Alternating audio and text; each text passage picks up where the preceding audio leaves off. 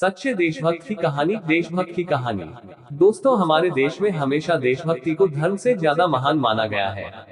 आज मैं आपको एक ऐसे देशभक्त की कहानी बताने जा रहा हूँ जिसे पढ़कर आपको उस पर जरूर गर्व होगा और अपने हिंदुस्तानी होने पर भी। ये बात तब की है जब देश आजाद नहीं हुआ था। यूनाइटेड सुभाष चंद्र बोस ने देश के लोगों से अपील की थी कि उनके घर से एक आदमी अपनी सेना में भर्ती हो और देश की लड़ाई में अपना योगदान दे। इस अपील में कहा गया है कि पहाड़ी प्रदेश में रहने वाली एक बच्ची की मां बहुत खुश हो गई क्योंकि वह अपने देश से बहुत प्यार करती थी और वह चाहती थी कि उसका बेटा भी सुभाष जी की सेना में भर्ती देश के लिए लड़ाई लड़े। जब बूढ़ी माँ के बेटे को उनकी इच्छा पता चली तो वह भी खुशी खुशी सेना में भर्ती होने के लिए तैयार हो गए और अपनी माँ के आशीर्वाद से सेना में भर्ती के लिए पहुँच गए। इस सेना में भर्ती के लिए जब कर्नल से सबसे ज्यादा पूछताछ की जा रही थी तब कर्नल ने लड़के से पूछा कि वह कितने साल का है और उसके घर में कौन कौन है।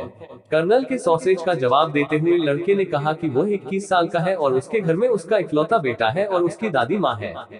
लड़के की बातों से आहत होकर कर्नल ने उसे सेना में भर्ती करने के लिए मना कर दिया क्योंकि सरदार सुभाष चंद्र का आदेश था कि घर के इकलौते बेटे को सेना में भर्ती न किया जाए जिससे परिवार का सहारा कहीं न जाए।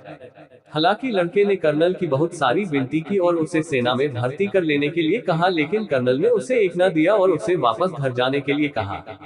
निराश्रित लड़का घर लौटा और सारी घटना अपनी मां को बताई। इस दुख को उसकी मां ने सहन नहीं किया और आखिरी कुछ शब्द बोलकर उसने अपना देह त्याग दिया।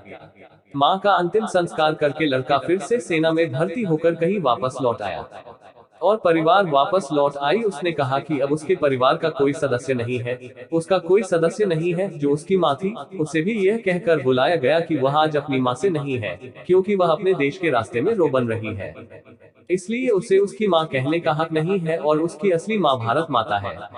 इन सारी बातों का सार जब पता चला तो उन्होंने इस देशभक्त माता की आराधना की और उनके पुत्रों को सेना में भर्ती कर लिया और उन्हें कैप्टन के पद पर नियुक्त कर दिया। दोस्तों, ये होता है सच्चा देशभक्त और ये होता है देश के लिए बलिदान। घर पर झंडे गाड़ने से या संगीतकारों पर देशभक्ति के गाने बजाने वालों से राष्ट्रभक्ति सिद्ध नहीं होती। देशभक्त के दिलो दिमाग सब जगह देश छाया रहता है। भारत में ऐसे देशभक्तों की कोई कमी नहीं है। ऐसे देशभक्तों को सलाम। भारत माता को सलाम।